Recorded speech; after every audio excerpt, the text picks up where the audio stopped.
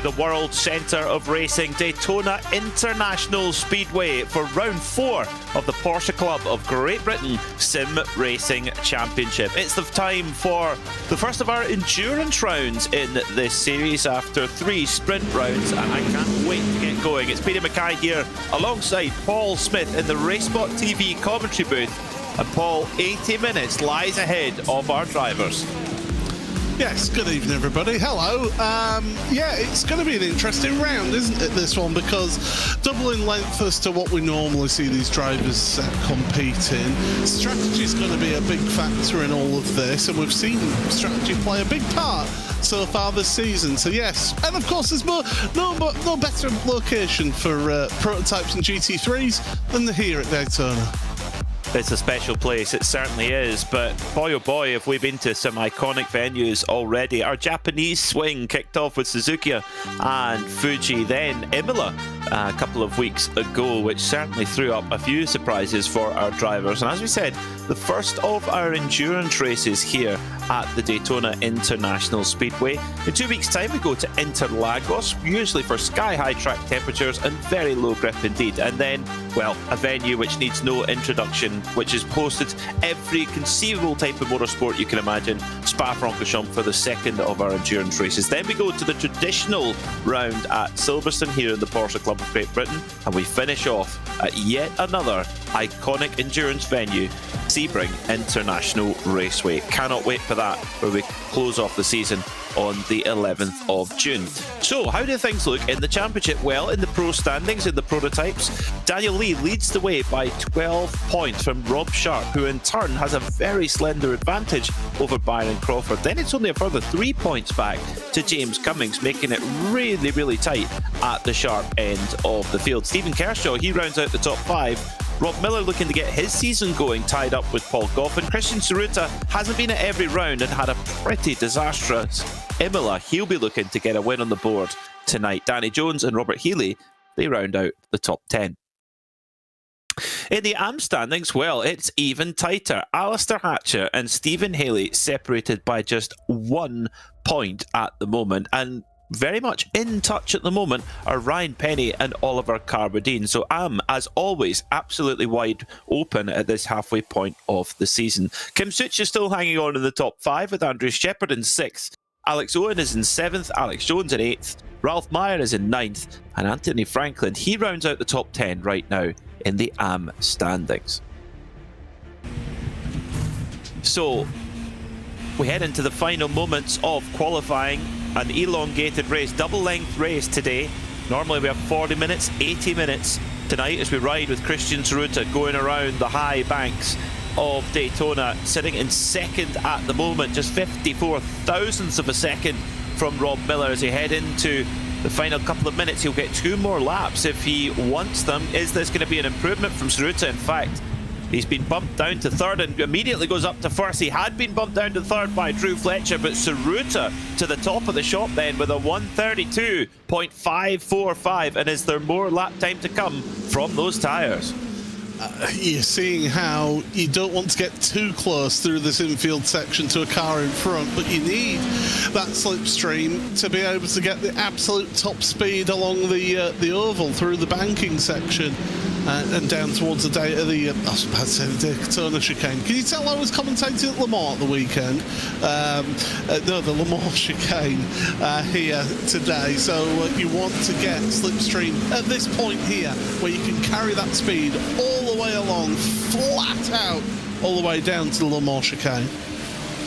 Yeah, the slipstream really does make a difference, and the speed at which these GTP cars particularly reaches is quite remarkable. They get right up to 7th gear and they brake just before the number 1 marker, which is really quite close to that chicane, and then carrying the speed all the way out. Eventually, by the time they get all the way to the braking point for turn 1, they're going to be hitting 200 miles an hour. It is super, super quick here on the high banks of Daytona International Speedway. What can Drew Fletcher do then? He's going to get 1 more after this if he wants it. Let's see what this lap time is at the moment. Sitting in 3rd right now, 0.221 off pole position. Does he improve? No, he stays where he is. Yeah, it was about a quarter of a second slower that lap compared to his ultimate best. So Rob Miller has got closer. Oh, but that's it. That's going to be the end of his qualifying with that mistake. Paul Goffin then at the moment sitting in 6th place, 6/10 of a second off the ultimate pace. But what is Tsuruta? What does he have up his sleeve? He's on pole at the moment. Is he under threat? Goffin clips the curb on the outside of turn 6 and then through turn 7, opening up the power all the way through. The GDP cars often end up down in first gear there and open up the power all the way along the banking. It's a long drag there, and yeah, this is such an impressive. I mean, chicanes normally aren't terribly exciting, but the Le Mans chicane is really impressive. The speed you can carry through there, and trying to do that though without breaking track limits is always a factor. Now, a little bit. This is interesting. Drew Fletcher there, getting a little bit of a slipstream. It's getting more than a little bit of a slipstream. He's getting a real tow along there as he comes along. Will he improve his time? There's Paul Goffin across the timing line, and he does not improve. Drew Fletcher, I don't think his lap time counted. Well, so Christian Tsuruta comes into the pits. Job done then, you would imagine, as Rob Miller comes into the pits as well. So, and interestingly, Danny Lee in 4th at the moment. Does he have anything up his sleeve? As here comes Danny Jones, the Haribo Bear, 1.7 seconds off the pace at the moment, coming in to the pits. But it does Danny Lee, is he on a quick lap? Can he? No. So he's going to start on the 2nd row of the grid. That's certainly the most off-colour qualifying performance we've seen from Danny Lee all year. But if ever there's a venue where it's not the biggest penalty not starting on the front row, it's here. Because you're going to be in a slipstream, you're going to be relatively close, and you can keep yourself in a pack. It's just through that infield section, through turns 1, 2, the International Horseshoe, the Dogleg, the Western Horseshoe, and then through to 6 and 7. As long as you can keep close together through that section, then by goodness, you've got a great chance of 1, keeping a slipstream and keeping with the leaders, but also 2, saving yourself a lot of fuel as well. It's very true. Well, Christian Tsuruta then on pole position in the Pro GTP category, utilising that Porsche 963, which of course won here at the Rolex 24 on the last 2 occasions, and at the moment is on a perfect season in the IMSA WeatherTech Championship, actually winning at Daytona, at Sebring, and just at the weekend at Long Beach. Let's have a look at a pole lap then from Christian Tsuruta, braking from 200 miles an hour all the way down to around 90 miles an hour at first gear, then all the way up the gears as they come through, reaching, even in a GTD car here, you're 125 miles an hour, even quicker than that in one of these prototypes. First gear again. Oh, actually, interestingly, Tsuruta clipping it into 2nd, trying to get a better drive out of there through the kink. 5th gear in a GDP car here, and then very difficult to get the car stopped. It's bumpy there on the entry to the Western Horseshoe.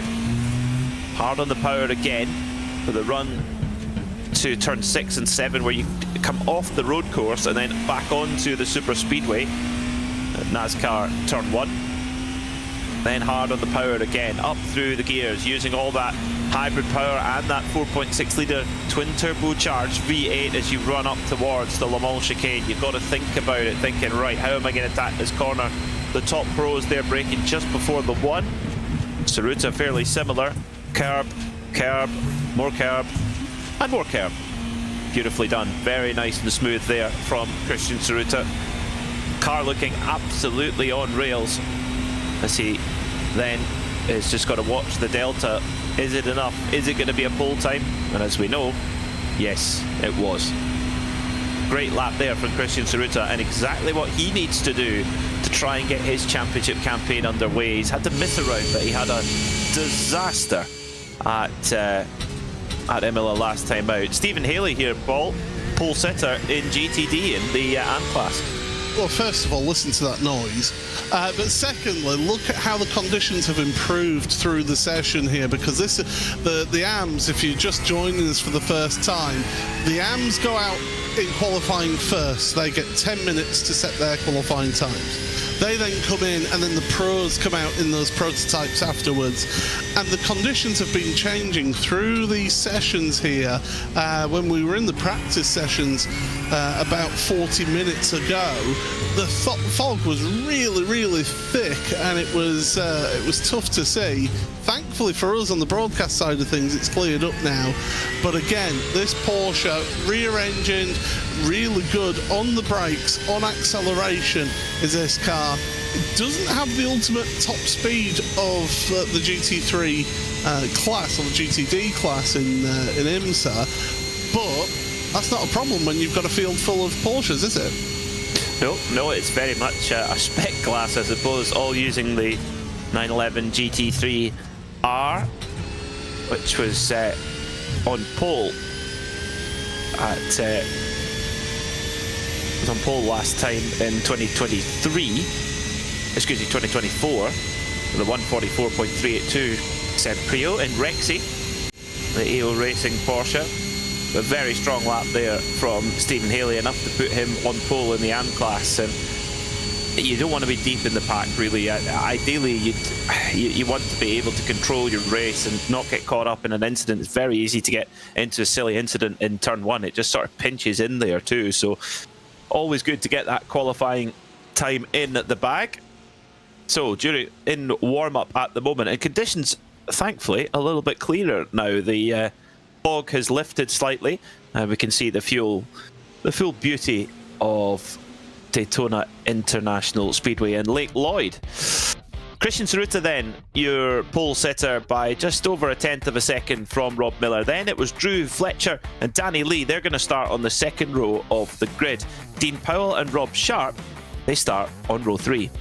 Row 4 is Paul Goffin and Steve Kershaw. Then it's Byron Crawford and Danny Jones. Heinz Meyer will start in 11th. In the AMs, it's Steve Haley and Ollie Carwadine who start on the front row. Then Ryan Penny and Alistair Hatcher are row 2. Row 3 has Oris Digital's Kim Such alongside his teammate Ralph Meyer. Alex Boney will start from 7th alongside the Scuderia Chicken House machine of Andy Shepherd. Then it's Carl Stringer and Alex Owen. Andy Marston in the beloved Pink Pig will start 11th alongside Alex Jones in the Jägermeister machine. So 80 minutes lies ahead, multiple pit stops required in this one then, and the drivers will be lining up shortly for the start of the race. And what can we expect here, Paul? Because Daytona is a particularly unique characteristic of circuit. Certainly is. I mean, when you think about it, it's ultimately high speed, isn't it? But with all that, pretty much the entirety of the oval is used around here. You're compromised in terms of your performance through the infield. And as you've touched on with the GTPs, they don't actually have the greatest amount of aerodynamic downforce than, say, the old LMP1s used to have. So definitely you see those prototypes can struggle in the slower corners comparing to the GTDs. So traffic is also going to play a big part.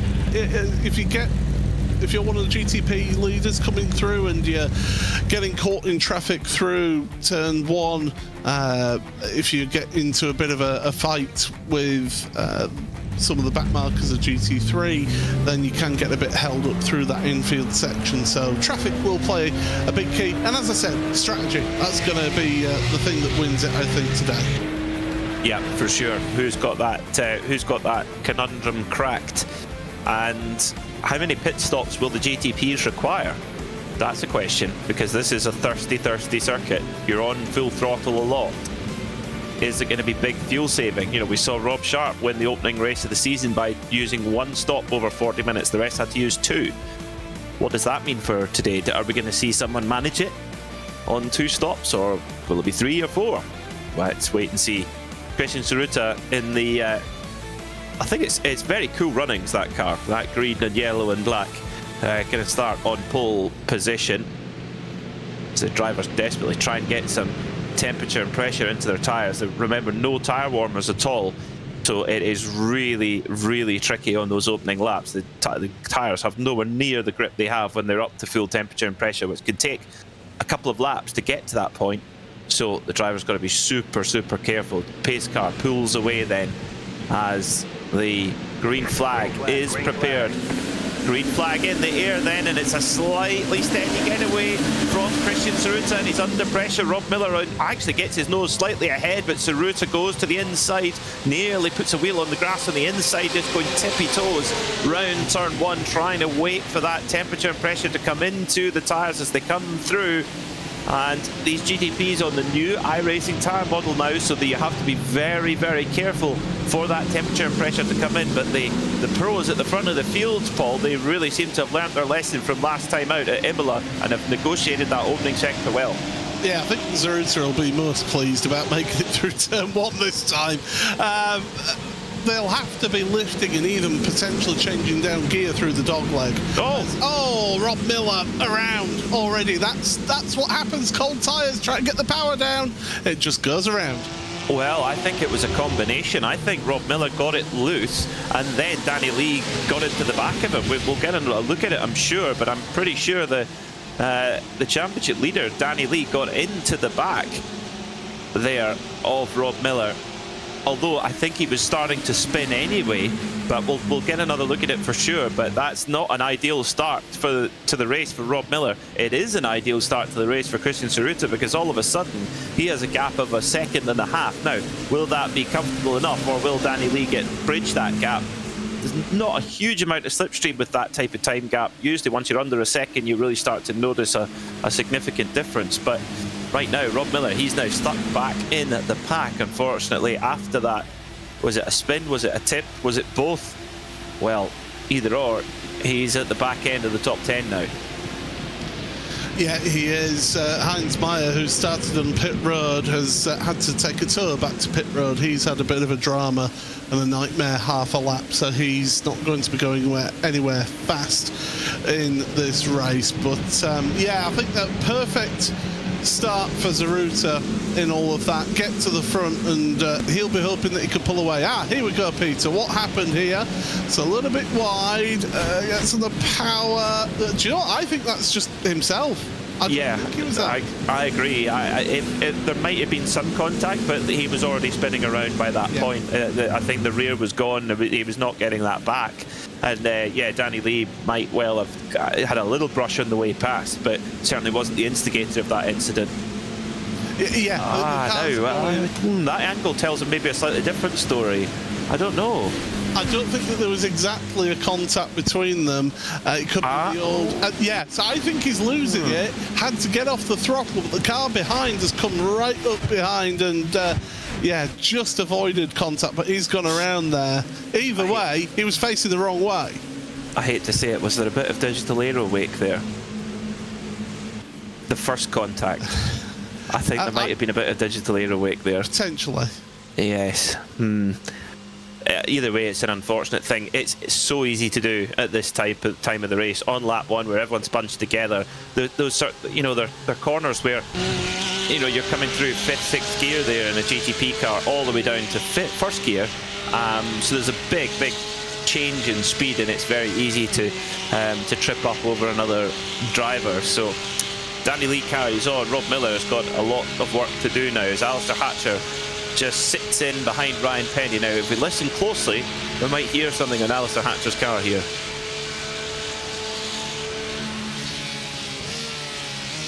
A little bit of an early breathe out the throttle, but not huge. He's had to get more out the throttle there, though, yeah. to avoid the Ellie Cowardine there. My goodness, but yeah, you're absolutely right there, Peter. It's not a massive amount of fuel saving, but enough to just breathe off the throttle. I think this could well be a fuel race. A lot of the time here at Daytona, it comes down to fuel and how well you can save fuel.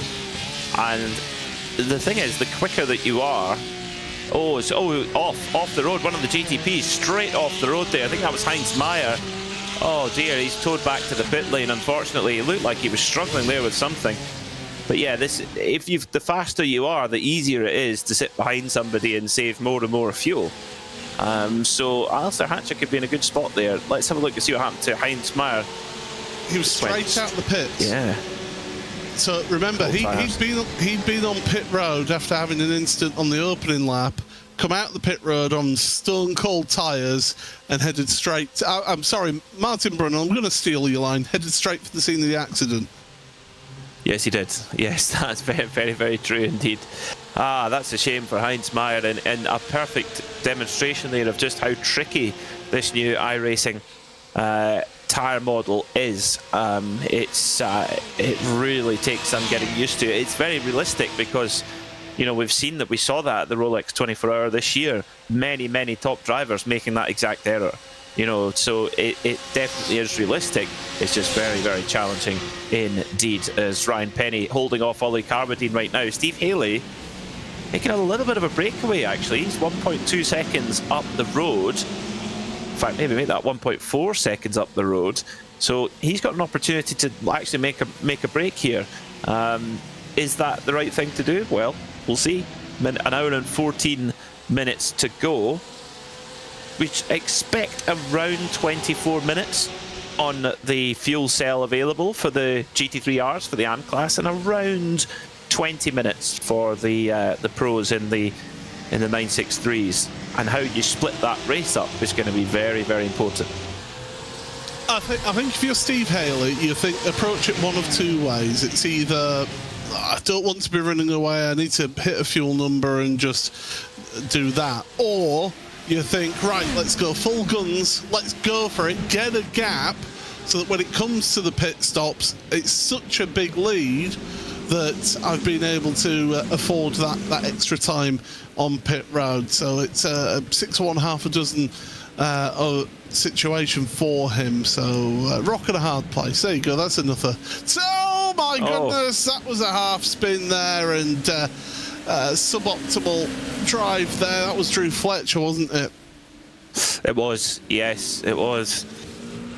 And the rest of the field went through like a hot knife through butter, since we're getting them all out the way early.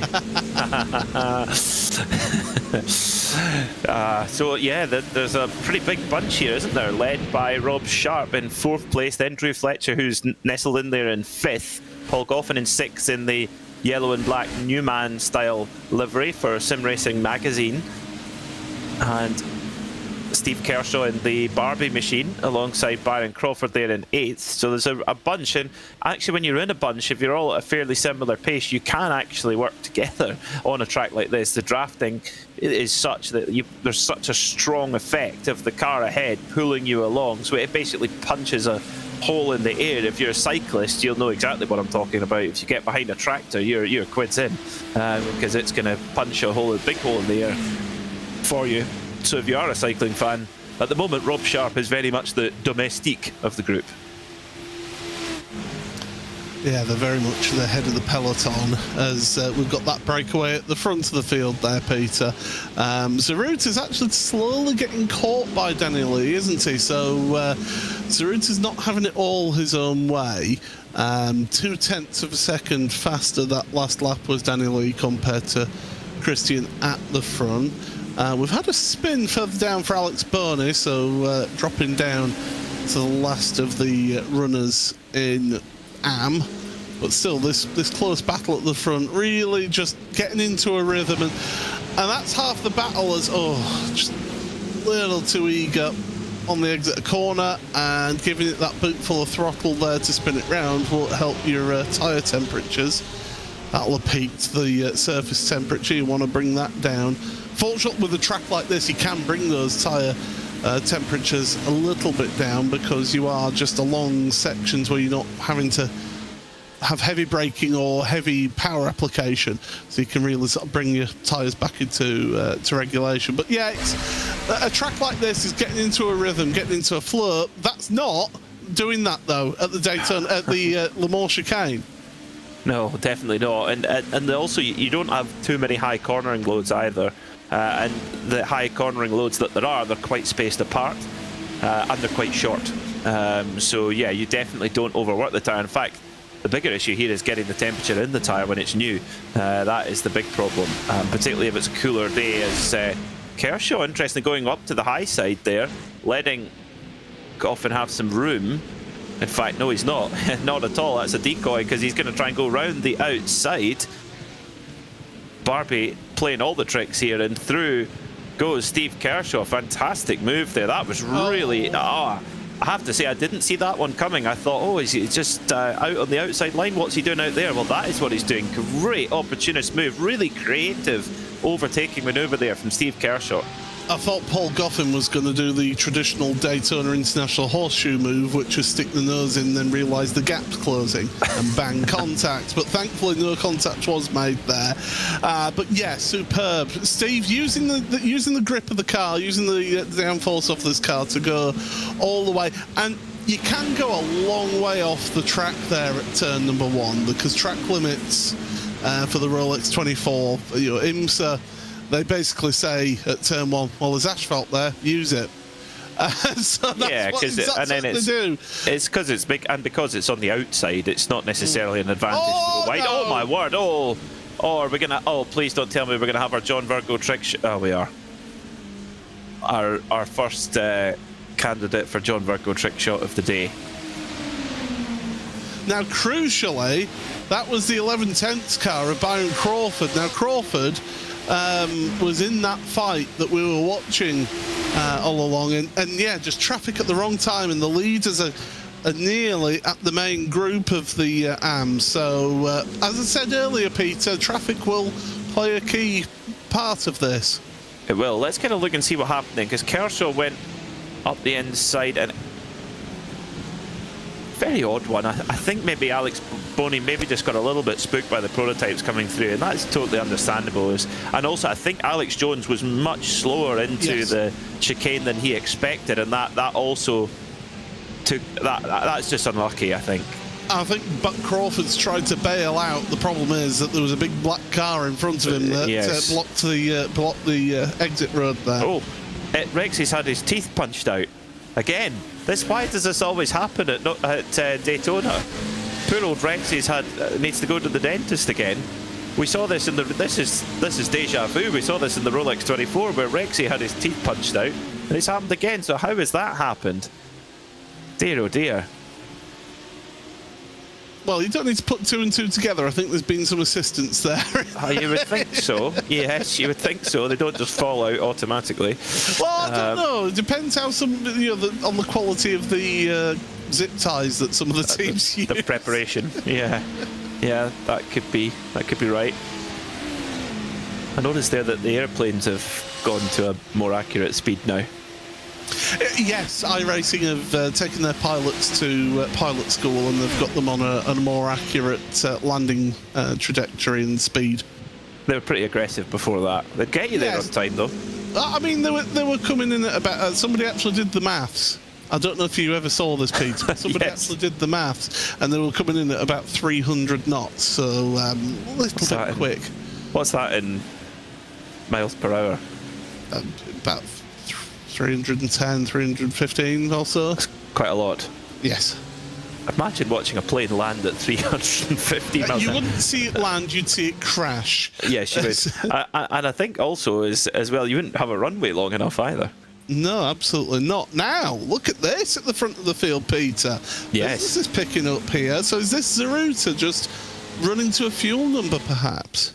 I think so. He's been stung with it in the past, where he's driven the perfect race but had to take a pit stop more. And of course, Danny Lee was caught out with exactly the same in Suzuka. He did not see that one coming, where Rob Sharp did the one-stopper and pulled it off. Nobody else did, and that was enough to get a win. But the problem is for Tsuruta now is that he knows he's given Danny Lee that benefit, because Danny Lee's got Tsuruta ahead of him, punching that big hole in the air. So Danny Lee can lift out the gas a lot earlier, maintain his position, and use less fuel. Interestingly, though, he was on the brakes before Tsuruta there, strangely. Maybe just light pressure to begin with, but Yeah, very interesting how this will play out at the front, whether Tsuruta might accidentally run wide and slip in behind Daniel Lee. We've seen that done before. Paul Goffin's got a slight bit of front end aero damage. He'll get that repaired at the pit stop, but I do believe that that'll be costing him a few miles an hour top speed, which you don't really need top speed around it. Oh, you do, don't you, Peter? Yes. If there's the one thing you can't do without at Daytona is top speed. Yeah, and a nice warm fire if you're watching at trackside. So it gets pretty chilly in the night here in January. I wouldn't know, Peter. I'd have to come one year. You will. You definitely will have to. It's a really, really cool event. Really, really cool event. The classic parade is amazing as well. Some of the cars they bring out for that. We were the classic parade, not this year, but last year. We were -1 pace car after it. Oh dear. Yes. Oh dear. Yes. Yeah, that's. I know we like to say the phrase suboptimal. No, it was definitely suboptimal. Yes.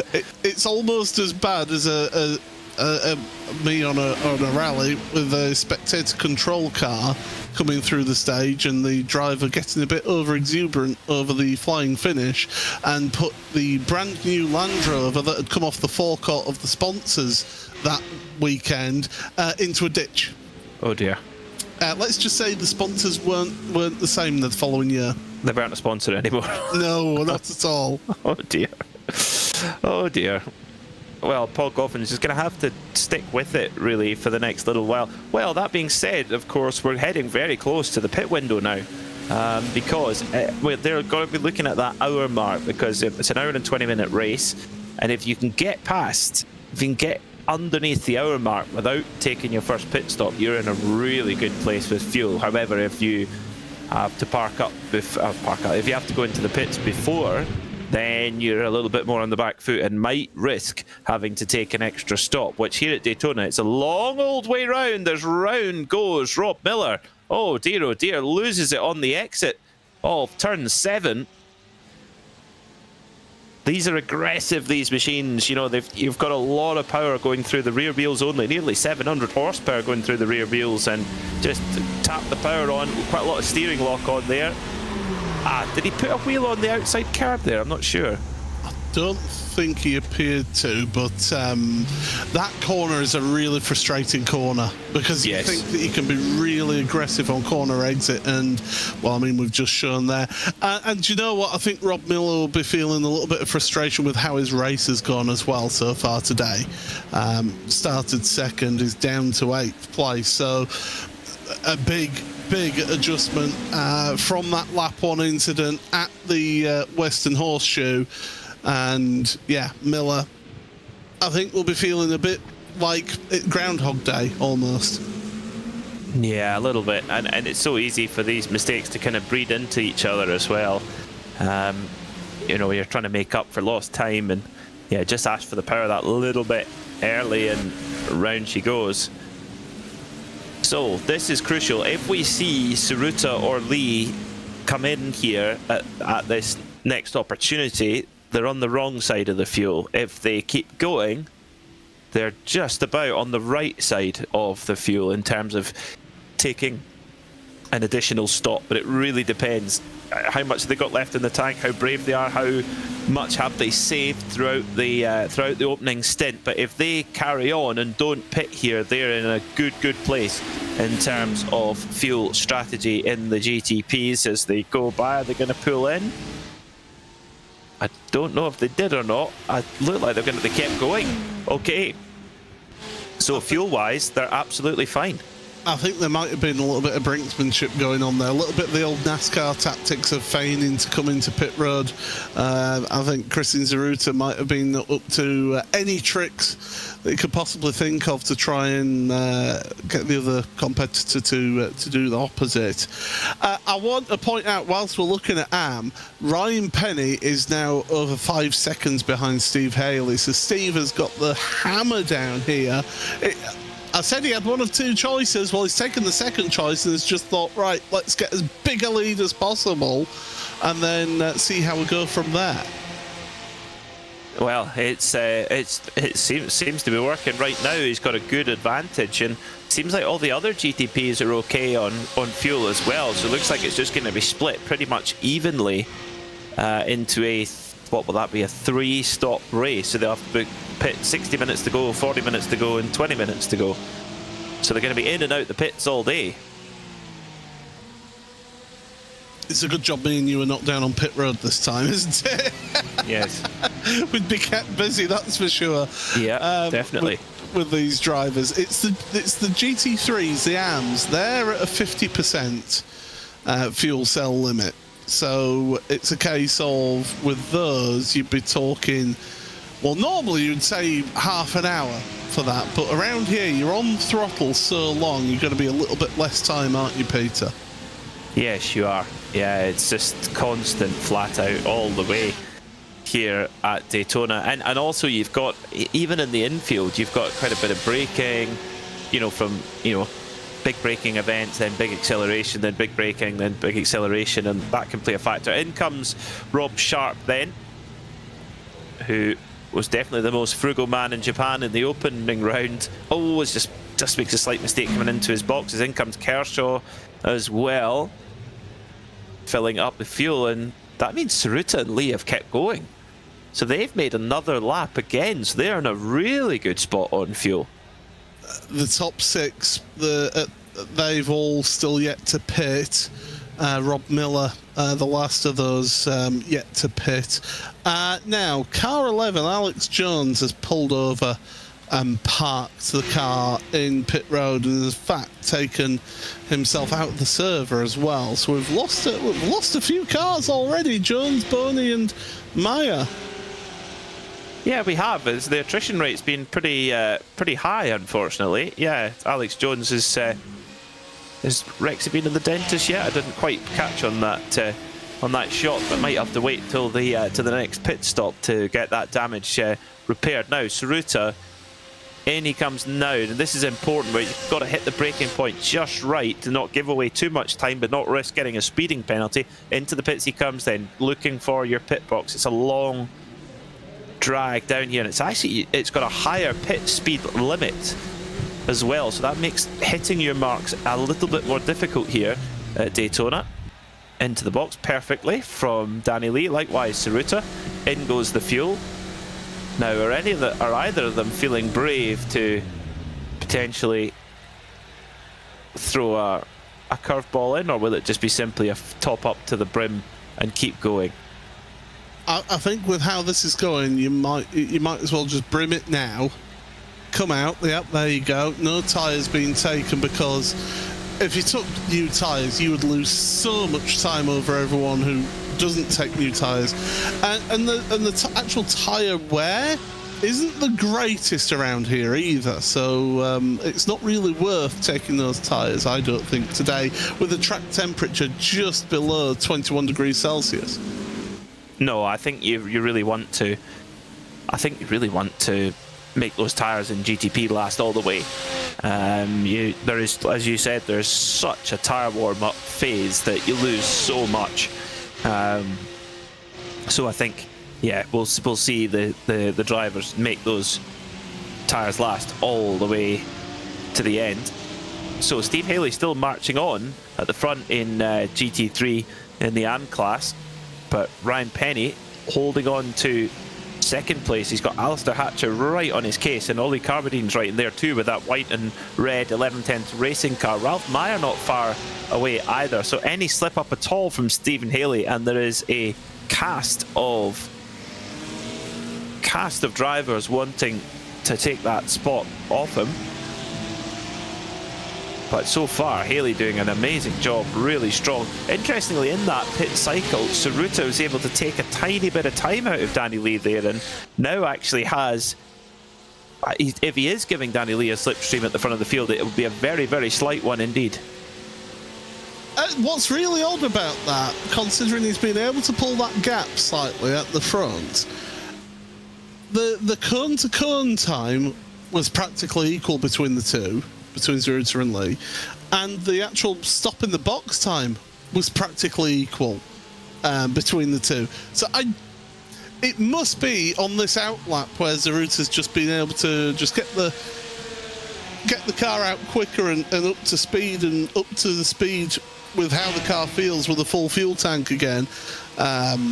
Perhaps, I don't know, but certainly he seems to have that little bit of an edge on pit exit. Looks like it. Yeah, looks like it. He's very, very efficient there coming in. Into the pits then comes Stephen Haley as... Aha, now this is interesting. We see the rest of the field coming through. Now, is that advantage of being able to go a little bit longer on a tank of fuel? Is that going to make a difference? Let's see. Haley's in the pit box at the moment. And is there a way of getting home on one less stop for the GT3s? I'm not sure if there is. I mean, that's around about, what, the 25-minute mark that Stephen's come into pit road. Yeah, pretty much spot on, yeah. So that'd be, what, 50 minutes? Doing it for 25 minutes on top of that, that's an hour and... Oh, it's tight. It is tight, is that. I think Haley's perhaps committed to having a splash and dash. Well, cone to cone, you're talking about 30 seconds? Yeah. So. So in terms of, you would need to do, because you were an hour and 20 minutes, you'd need to do, I'd rather not do the mental arithmetic here. This isn't good. We shouldn't be able to ever attempt this on air ever. You split it into 3 parts of 40. I don't know. I really don't know on that one. Needs more calculation. It needs less commentators' maths, because there's Definitely. one thing you can't count on, it's commentators' maths. Here comes the rest of the AMs onto pit road, so they've got 1 lap extra than Stephen, so it's not the biggest loss, it's whether they can make things work. And remember, that first stint, everyone had to do the run from the Le Mans chicane, just before the Le Mans chicane, on that short pace half lap, you would call it. So a little bit of fuel burnt there, but not much in the grand scheme of things. Andy Shepherd comes in the Scuderia Chicken House, just keeping a close watch to see if anybody goes around Kim Suchin. No, it doesn't seem like there's any outliers right now in terms of who can make the fuel last much longer. But into turn 1 comes Stephen Haley, and round he goes. So he's going to be clean in the lead. Yeah, quite comfortably so. It's not now we're going to see that, is it? It's going to be that last stop where we see things close back up. Now, it was about 5.5 seconds before this pit stop. We have to wait until they get through to the Western Horseshoe before we get a true reflection of the gap on our timing tower. But I think actually Ryan Penny et al. Have actually closed that gap a little bit, haven't they? Yeah, ever so slightly.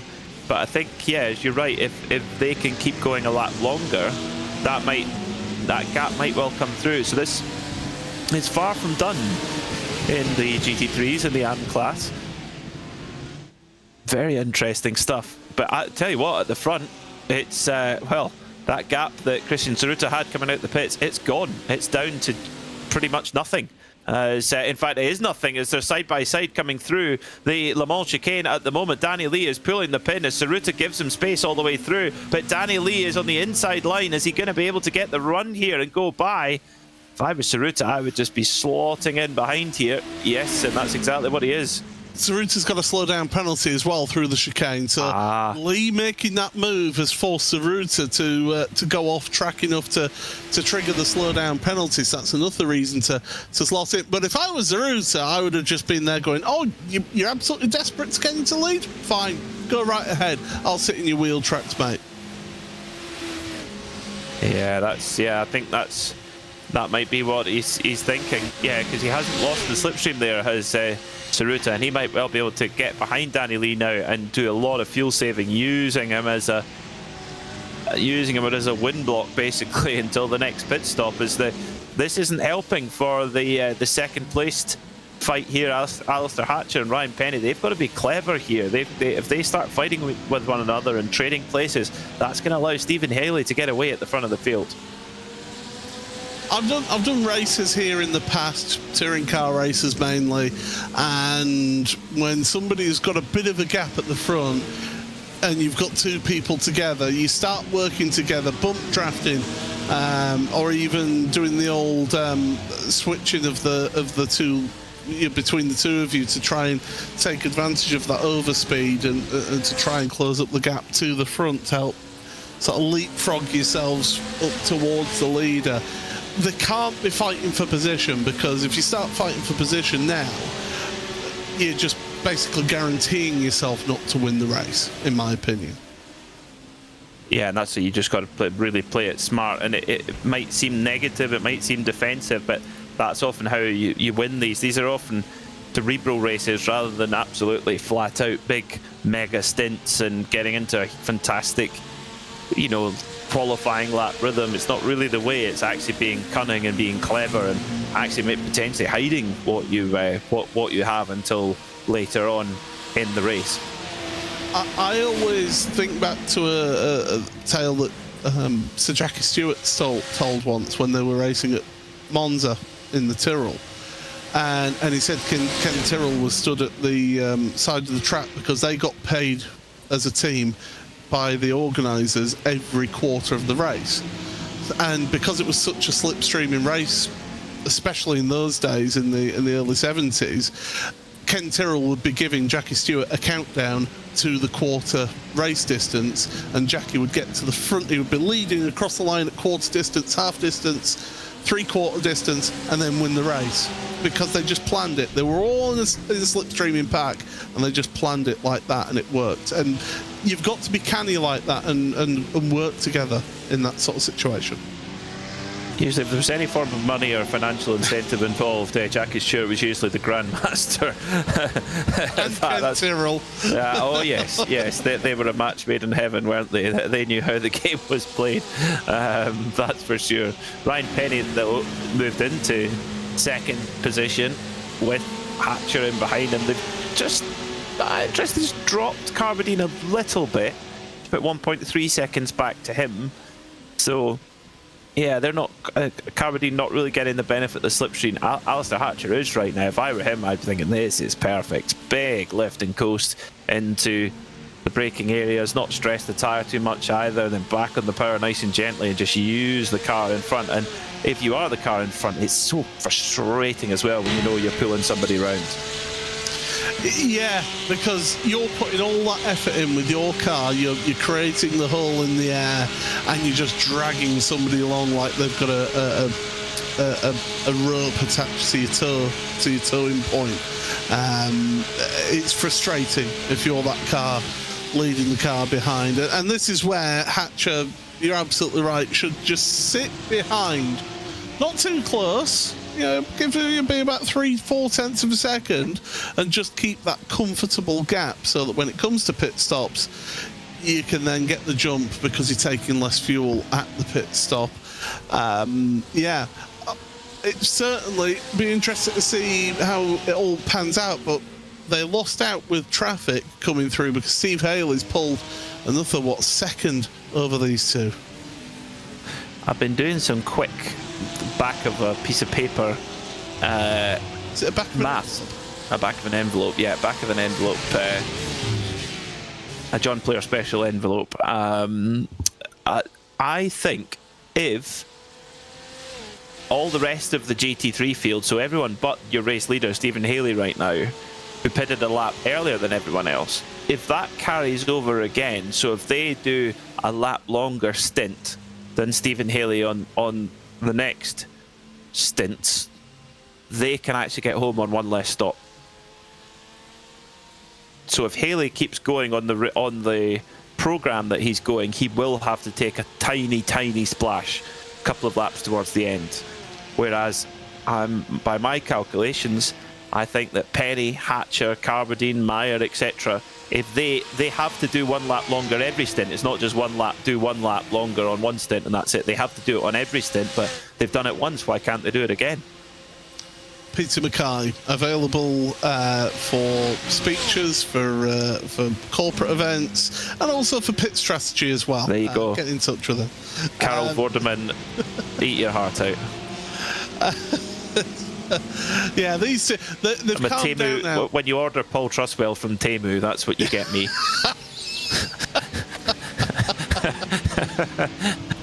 What do they get with me then? My goodness.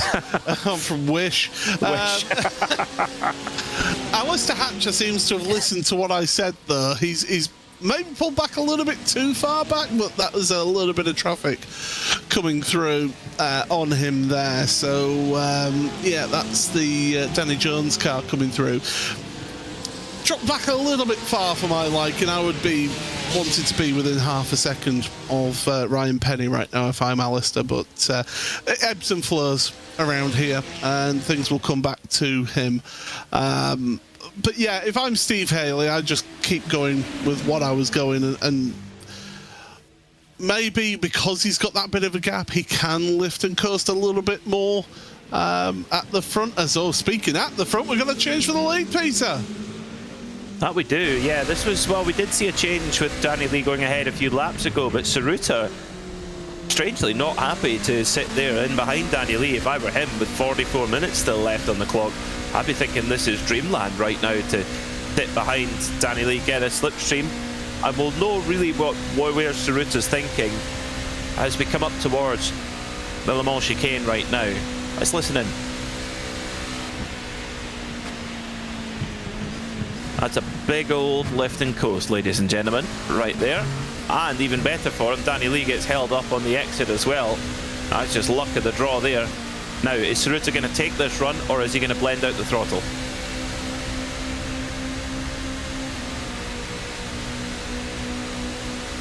He's going for it, isn't he? Yeah, he's going for trying to get the side draft boogie here as Christian Tsuruta, or is he just playing games? Is he just trying to force Danny Lee into an error? They hit the brakes at almost an identical moment. Tsuruta's right around the outside. And still, is he just playing with him?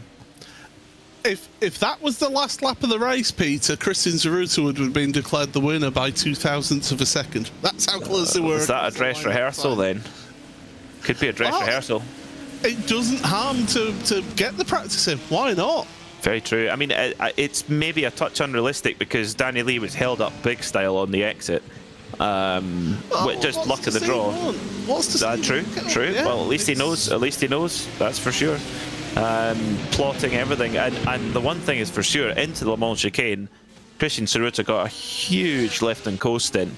So if he's doing that on a consistent basis, that is definitely going to make a difference when they come into the fuel pumps next time. And we think of how he was able to pull away that second. Oh dear. Oh. Rob Miller's race goes from bad to abhorrent. What's happened to Danny Lee? There's a GTD. He's picked a fight with Rexy. Oh no. Oh dear, oh dear. So what's going on here? Oh no.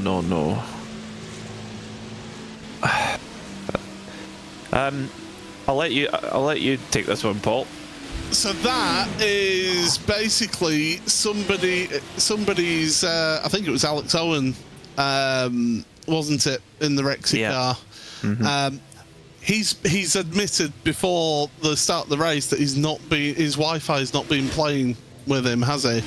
And Danny Lee, I don't think that Danny Lee knew where he was until the very last minute. Swerves out to the right, and well, we saw the consequences. That is absolutely rotten luck for Danny Lee there. And it can happen.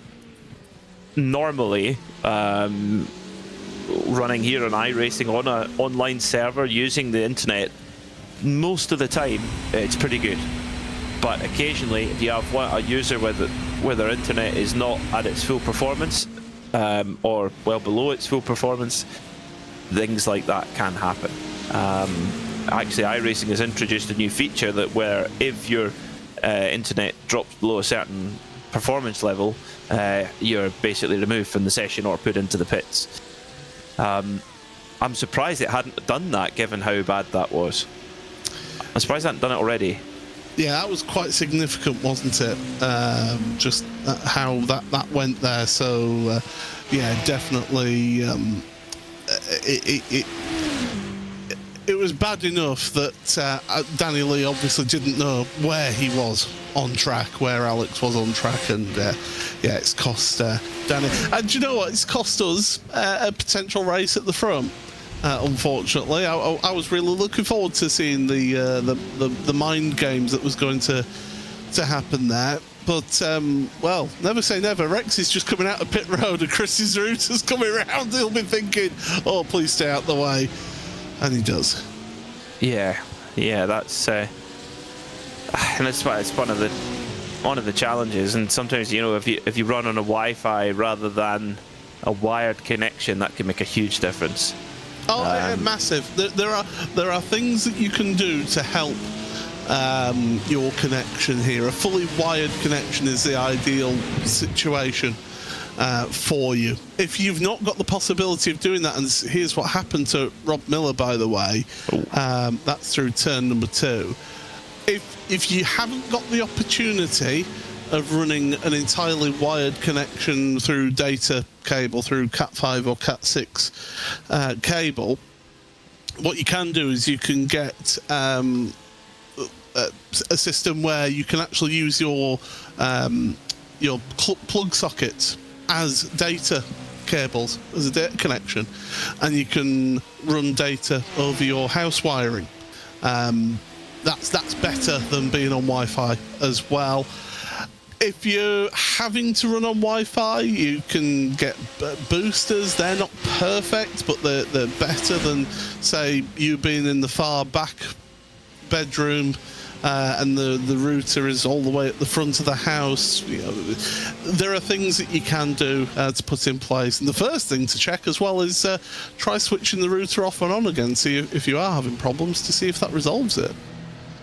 Sometimes it does. Yeah, sometimes it does. Well, that means then that Christian Tsuruta is kind of out front at the moment, but every passage through traffic presents a risk, and it's now managing that risk. And with 6.5 seconds back to Drew Fletcher, Tsuruta has that time in hand now where he can just take that little bit less risk.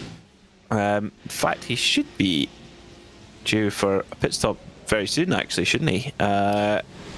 We've just had Rob Sharp and Steve Kershaw. Remember, they pitted a lap earlier than the race leaders, so on the last time. So Tsuruta and Fletcher, they should be maybe going one more lap, perhaps, looking at the timing screen here. But Steve Kershaw's got a black flag on pit exit. Oh dear. Oh dear. That's not good for Steve Kershaw. That's either being too quick on the pit limiter and that, or he's crossed a line somewhere. Yeah, potentially. It's a big penalty. You have to come in and serve. And that is a race-ruining penalty, really. So Drew Fletcher has Dean Powell right behind him. So can they potentially make their own little mini peloton and work with one another and try to bridge that gap to Tsuruta? Possibility for that. See how they go.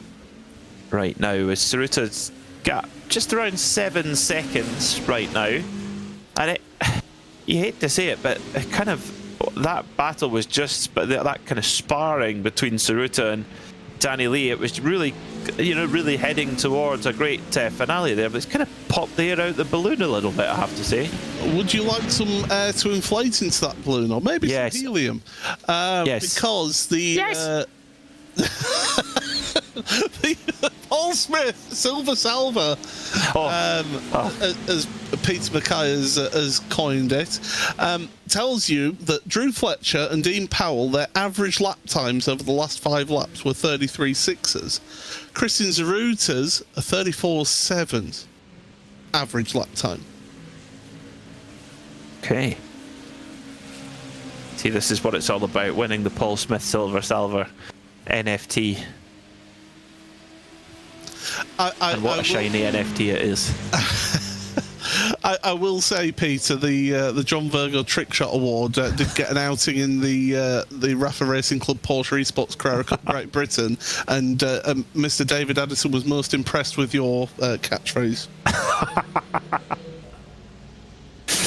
I have to say, I saw somebody playing the theme tune of The Big Break on the drums the other day. I think I might have sent you the video, actually. Leaders on pit road, folks. Yes. Stick with us. Yes, right in behind the Porsche 911 GT3 Touring pace car. Get yourself an allocation. There's none left. As out goes Saruta then. As his Manthai pit crew, they don't seem to be paying any attention, saying, "No, we've given him fuel. Well, aren't you going to give him tyres?" No, don't need to. Should we go out for lunch? Yeah, good idea. They have quite a chin wag, don't they? Yeah, they do. They're all just standing around chatting away. Yeah. Deciding what to have lunch. How is lunch at Daytona, by the way?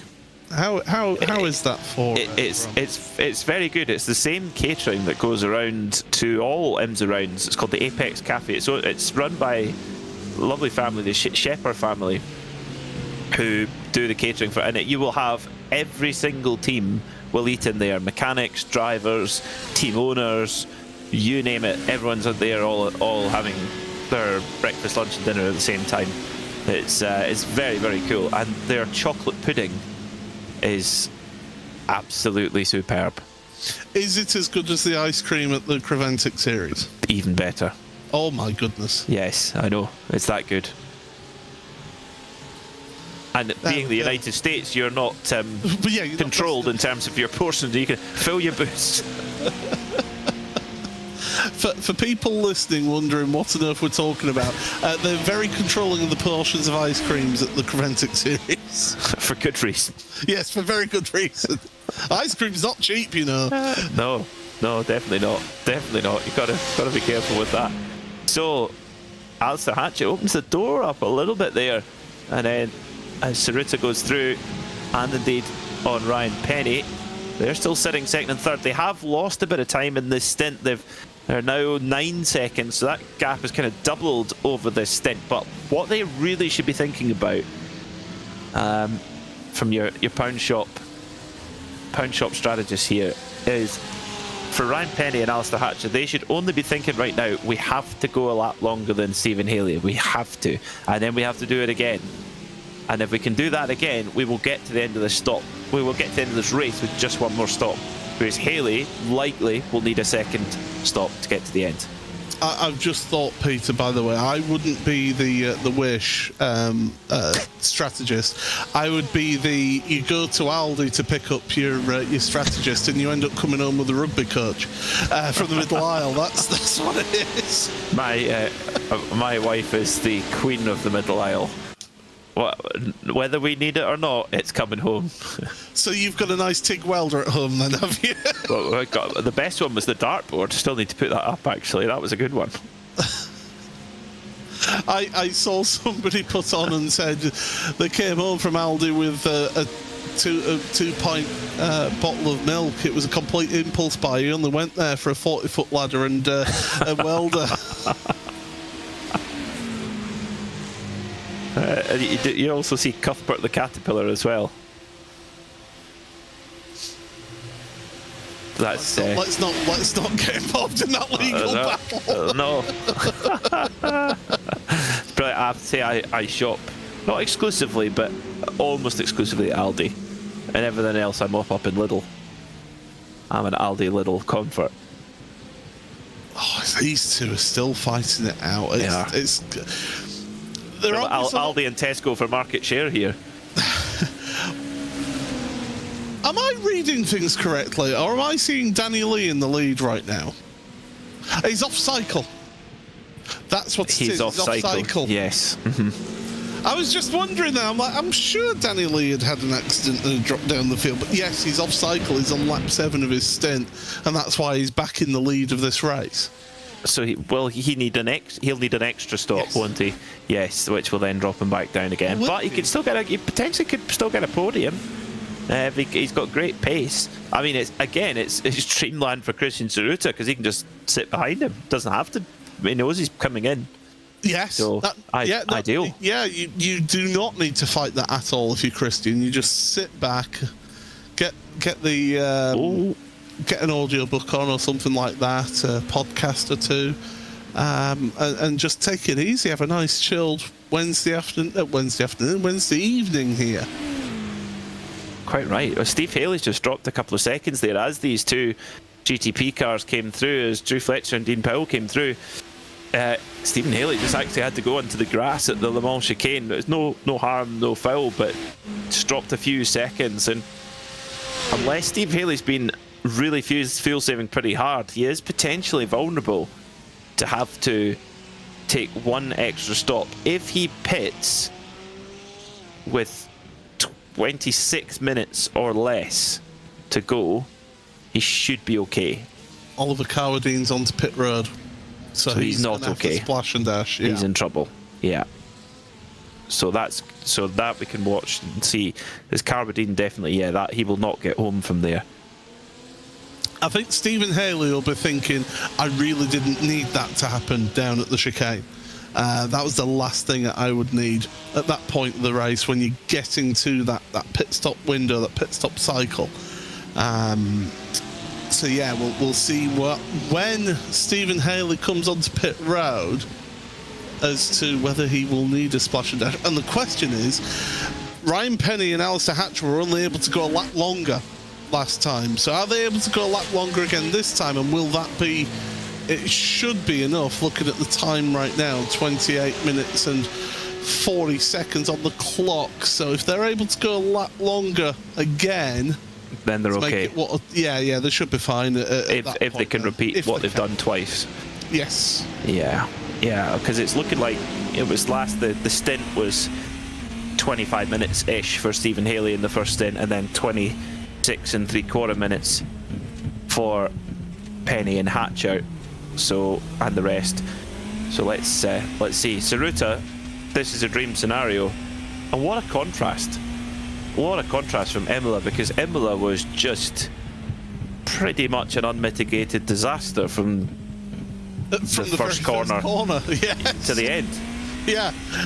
Any incident that could happen did happen to him as Stephen Haley comes onto pit road. He'll have to do some mega fuel saving to make it to the end of this race, I think. I think he's a lap short. I really think he's a lap short. Yeah.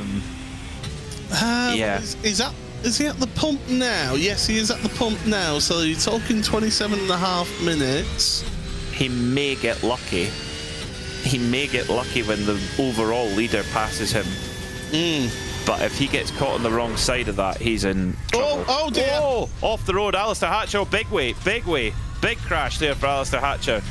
Now, if you're going to have that accident, that was exactly the time to have it, because in this series you have what's called a fast repair. So you have effectively a spare car that you can jump into. So Alistair Hatcher can limp this back and actually potentially not have to take an extra pit stop. But this then puts Ryan Penny in the driver's seat in terms... Oh, it's a classic kink where the tyres just getting a little bit older. You lift off you just a little bit of a comfort lift and round comes the rear. He touched the grass as well on corner entry. I think there was that prototype loitering there. He's given the space, but a little bit too much space. And yeah, around it goes. And at that point, you're just a passenger. Yeah, you are Iggy Pop at that stage, unfortunately. What show? No, the passenger. Ah, okay. The official grid song of the Scottish Sidecar Championship. It is. Yeah, well, it makes sense as Ryan Penny pits, so he's gone that lap longer. crucially 26 minutes remaining in the race here. So he should be okay. But if he can repeat the stint length that he's done in stint 1 and stint 2, then he should be okay. The question is what can Steve Haley do? He might well need a little splash and a dash towards the end. And Danny Lee, after that incident, what could he have done? Nothing really. A car in front of him blinking all over the place, and yeah, it's just nothing in his control really. He'll have to take an extra pit stop then scheduled, and that will likely thwart his chances of challenging for the win. Or will he? Oh. Look at the time that's remaining. He's on lap 10 of his stint. And they've been going about, what, 13, 14 laps a stint of the prototypes. He'll brim it, whereas Christian Zaruta won't need to brim it by the time he comes onto pit road. I think they're both on the same amount of pit stops. I think Danny Lee hit lucky when he had that accident that he'll be able to make it to the end on one more. Of course, they were due to come into the pits, funnily enough, around that time. About 6 laps, wasn't it, earlier? Well, it's certainly a chance of a podium is very much on, because they definitely have a pace edge over the rest. But and for Danny Lee, having seen what happened, I mean, Tsuruta is way down the championship order. He's only on 37 points. He's way behind Danny Lee. So Danny Lee may be just thinking, actually, right now, if I can get home on the podium, even better the second step of the podium, then actually that's not a bad result at all. It would certainly damage limitation, that's for sure. And when you think that Danny Lee, he started 4th as well, so it's not like he's had the biggest pace around here, has he? No, not over one lap anyway. But yeah, not over one lap for sure. But yeah, I think if anything, yeah, Danny Lee can pit. Do you know what? Playing tactically, when Danny Lee pits, Zaruta possibly could pit at the same time and just take that less fuel. Cover him off. Yeah. Yeah, I would do the same. Yeah, provided you know you're going to get home.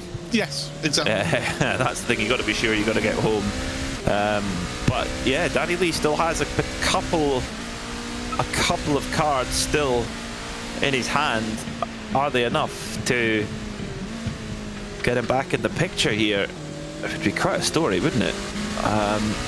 If we were able to pull a win out of like a rabbit out of the hat. There's another one ticket off your bingo card. Yes.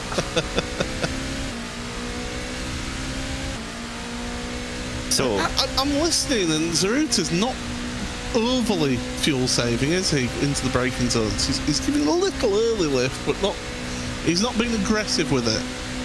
He probably just wants to keep Lee under pressure, or have a massive lunge at him. Yeah, or do that. Yeah. I think he just knows that he doesn't need to worry about fuel, and he might as well sort of try and unsettle Danny Lee and just try and make his life uncomfortable. That's really, right now, that's all he necessarily has to do. Still got plenty in hand. Now, is Lee going to pit here? No. So his fuel looks to be pretty good. As Tsuruta is going to go for it. I think if I'm Lee, I get behind and just get 2 laps worth of fuel saving done. Get a bit of slipstream, because he started lap 13 of his stint right now as Danny.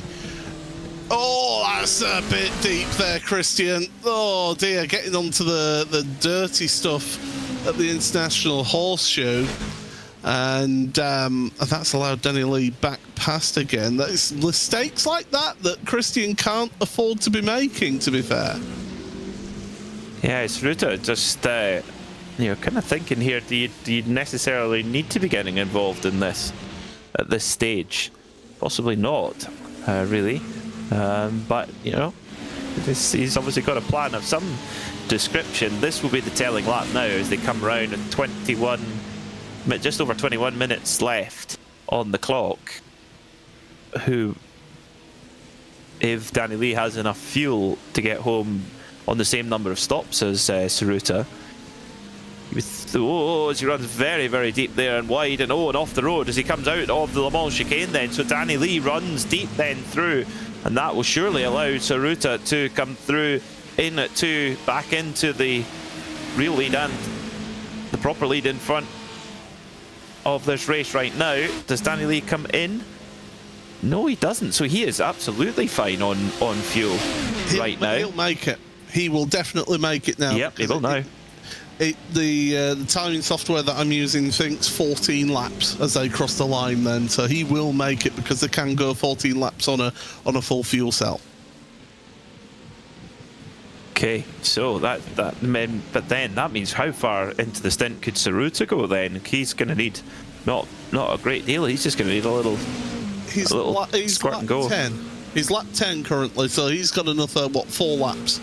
Yeah, potentially. Yeah. So he's going to definitely have a fuel advantage here over Danny Lee, and so don't give it away by towing him round, I would say. I mean, if you're Tsuruta here, do you pit now and not to avoid giving Danny Lee a tow?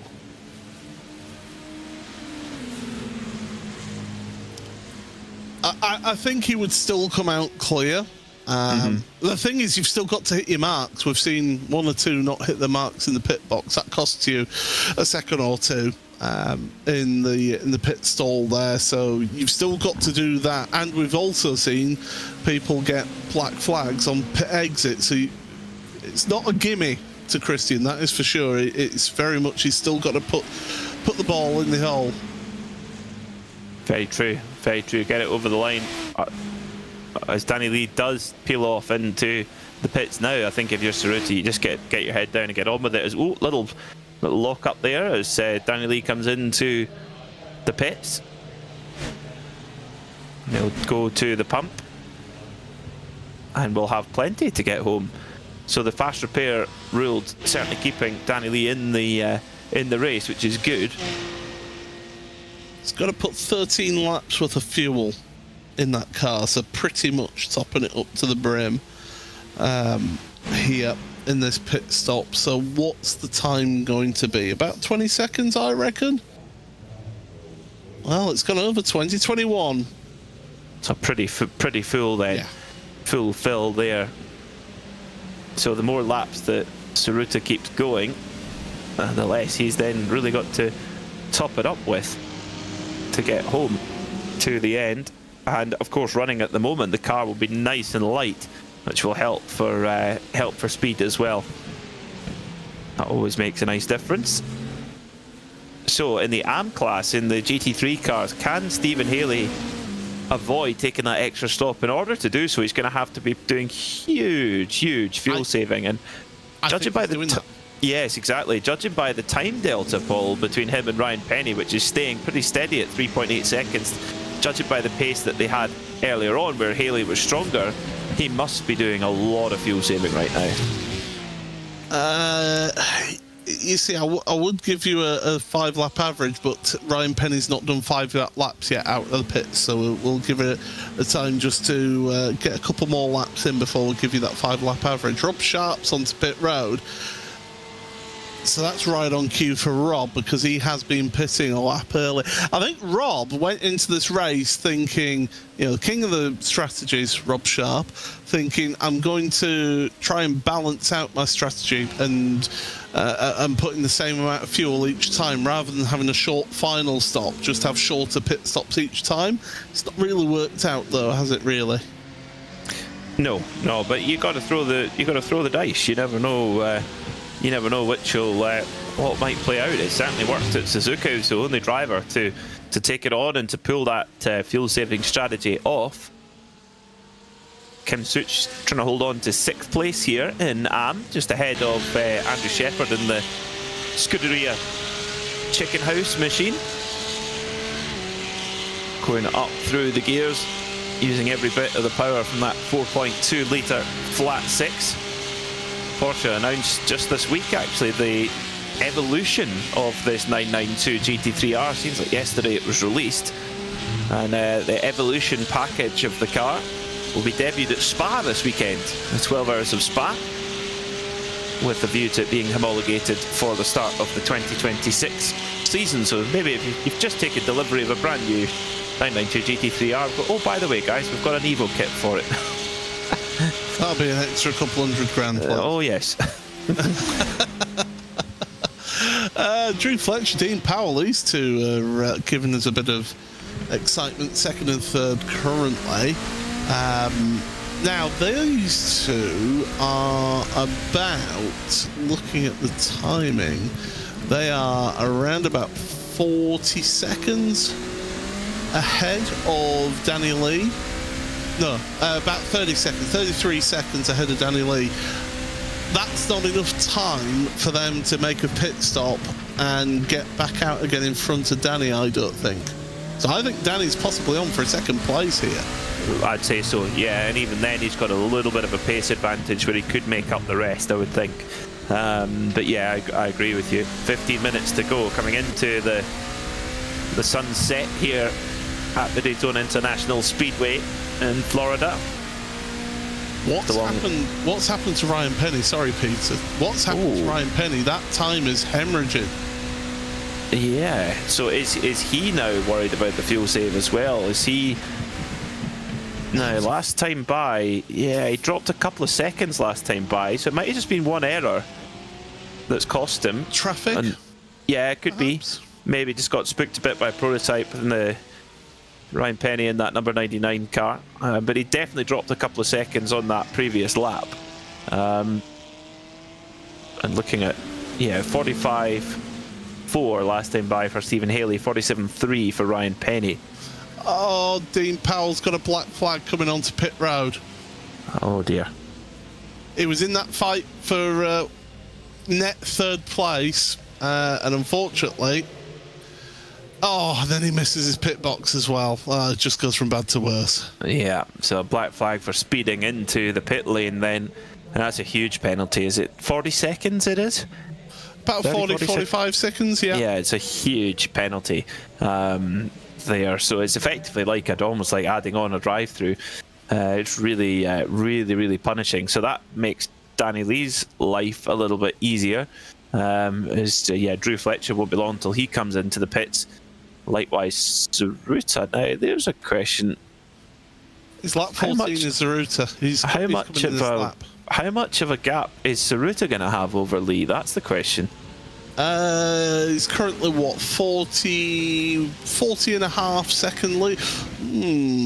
But it's going to be a shorter pit stop, don't forget, much shorter, as well. Much shorter.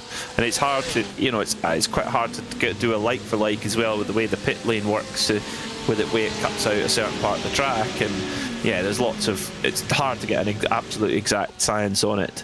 Not impossible, but hard for, certainly beyond the abilities of this commentator anyway. Into the Le Mans chicane, Steve Kershaw cutting through the prototype traffic there, making it through as Kim Such holding on to 6th place firmly in that pink, blue and yellow Oris Digital machine. Tsuruta in the pits, so leader in the pits then, as is Drew Fletcher. So Tsuruta's just got to go in, execute this pit stop cleanly, go in, fill up with fuel, back out again. There's Fletcher, who's come in, just hits his marks, and then out goes Tsuruta. Where is Danny Lee? Is he far enough behind? He's just coming around the tri-oval at the moment. Tsuruta just coming out of the pits. He's going to come into quite a bit of GT traffic, actually. This isn't going to be that far apart, actually, as out comes Tsuruta just ahead of the 11/10th car of Byron Crawford, and then Danny Lee's not a million miles behind. He's only 2.4 seconds. So is Danny Lee, well, he's close enough that he could potentially chase for a win here after that accident early on. What a turn up for the books that would be. That'd be tremendous if that was happening. Wow. Well, I didn't have that in the playbook. He's got this traffic to get past, though. He'll get held up slightly there on corner exit, but then gets to power down. And this is where you can really just waltz past these. Look at that. It's like the driving a pedal car, with just how quick and just bye, see ya, we're off. Yeah, it's like they're tied to tied to a tree compared to the prototype. Just way more horsepower, way slipperier in a straight line too. Lighter. Makes all the difference. He's pushing there. He is pushing. Really. Why not? Yeah, Danny Lee wants this win. I mean, not even the spin and the win, it'd be the crash and the win. Would be quite a remarkable story, but Tsuruta equally will be determined to hang on in this next 10 minutes and 44 seconds. And Stephen Haley in the AM class, meanwhile, he's going to be thinking, I really hope I end up the right side of the GTP leaders and don't have to go around an extra lap, because if he does have to go around an extra lap, he's well, his bed is well and truly made, unfortunately. He's certainly in trouble if that happens, as these two, they can't be separated, can they? Andy Shepherd and Kim Such absolutely together here, and certainly they've been together pretty much the entirety of this race here.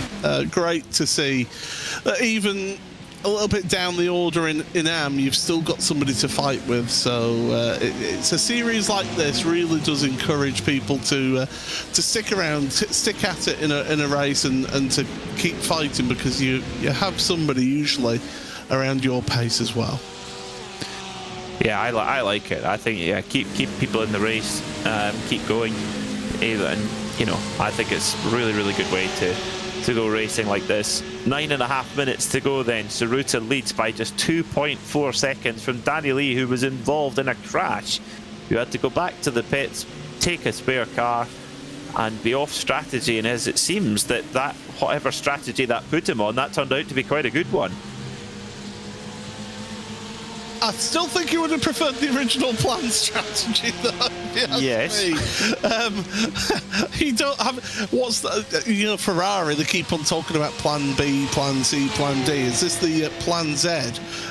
Bin it, get a new car, and still have a chance of a win. I don't think that would have been planned, but certainly he is not giving up.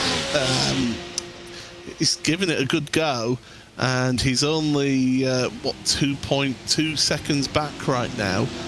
I've just seen Alistair Hatcher's had an issue out there at the Western Horseshoe on my timing screen, and Byron Crawford's had an issue at the International Horseshoe. So the infield's still catching people out here, Peter.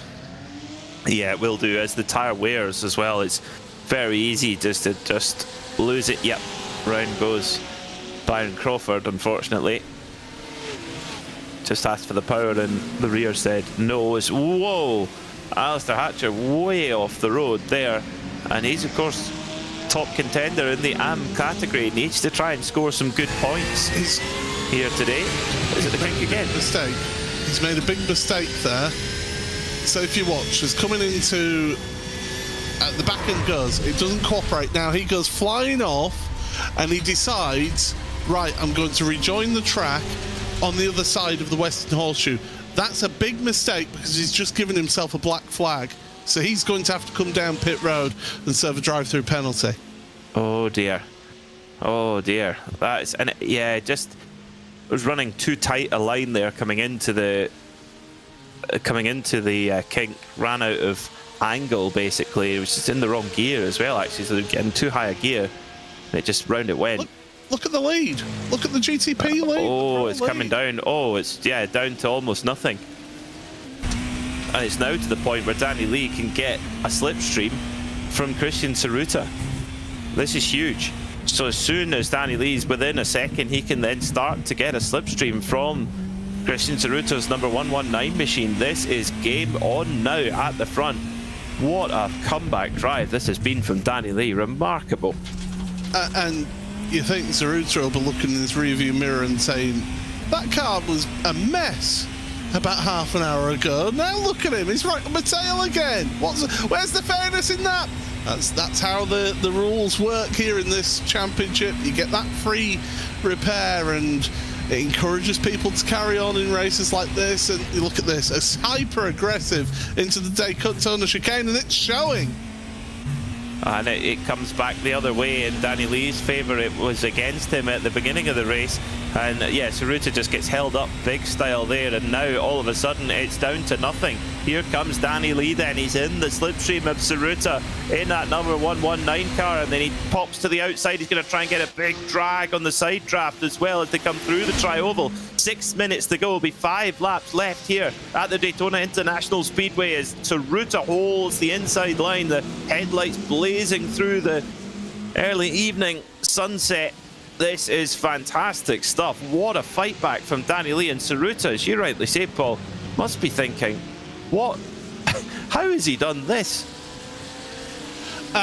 You know how I mentioned earlier that we had the trial run from Tsuruta on Danny Lee, and it was 0.02 of a second.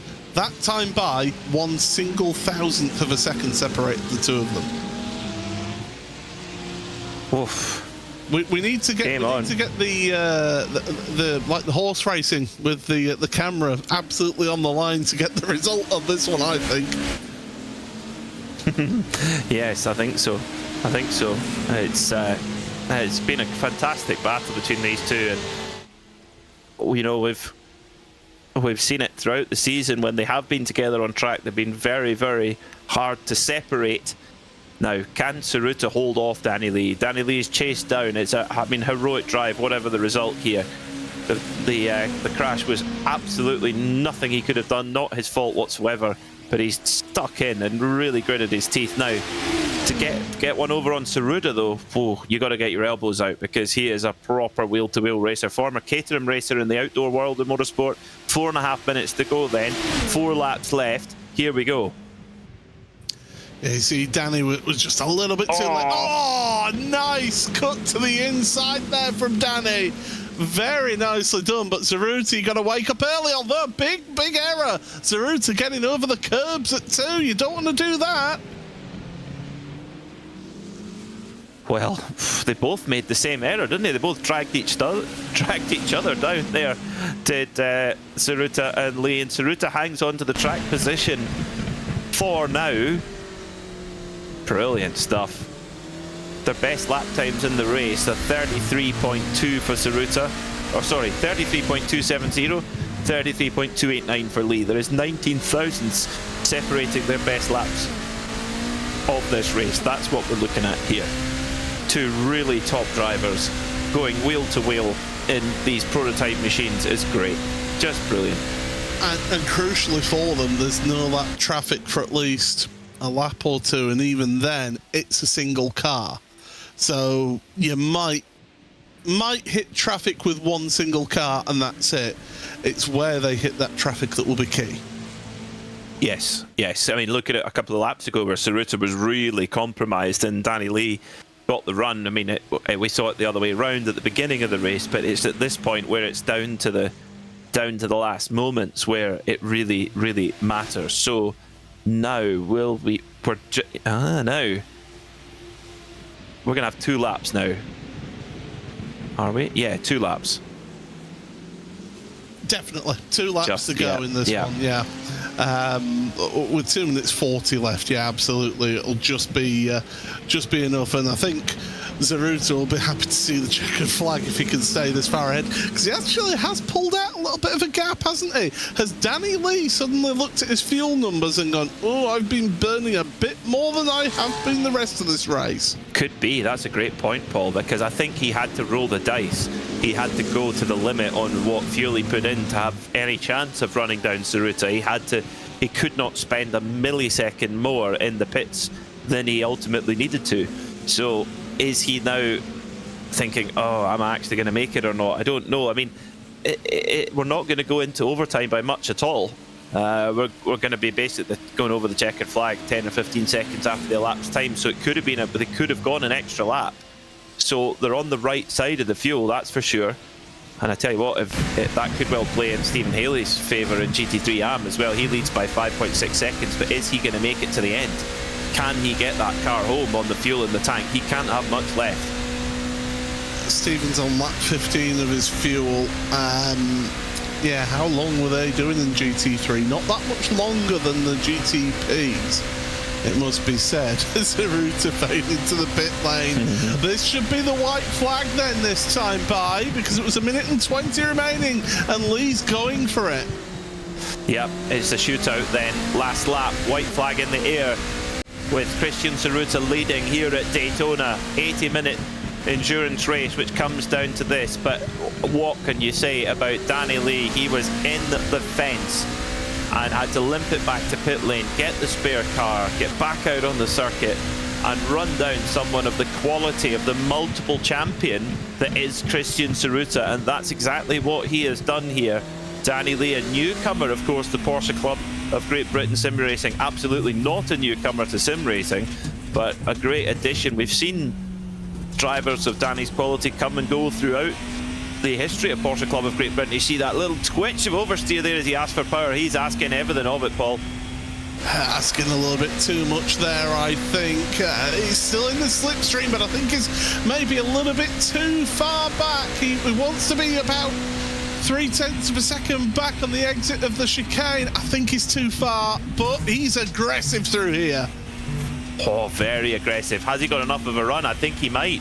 Well, it's going to be a drag race up to the line then with 4 seconds left on the clock. The checkered flag will be prepared in the flag stand as Danny Lee is trying to hone in here. Now he's starting to pick up some draft. Is it close enough? Tsuruta's going to pick up some draft off a GT car. That could save his bacon. Is that Stephen Haley we're looking at now? Is Stephen Haley going to... Oh no, it's Alistair Hatcher. Over the line then comes Christian Tsuruta to win the race just ahead of Danny Lee. Now we look to our GT3 leader, Stephen Haley. Has he got enough left in the tank? He's just coming up towards the chicane now. He's got 6.5 seconds behind him. Look how slow he's going. He's just... Has he got enough? Has he got enough to get to the end? I think he does. Just...